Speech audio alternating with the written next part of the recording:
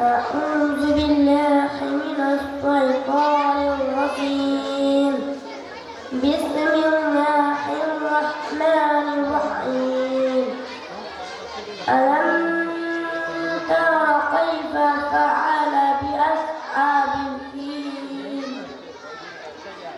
ألم يجعل كيدهم بتضليل وأرسل عليهم طيرا أبابيل ترميهم بحجارة من سجيل فجعلهم كعصف مأكول السلام عليكم খুব সুন্দর মিনহাজুল ইসলাম তার ফেল খুব সুন্দর সূরাটি কিরাত করেছে। এবারে আজমিরা খাতুন সূরা ইখলাস আজমিরা খাতুন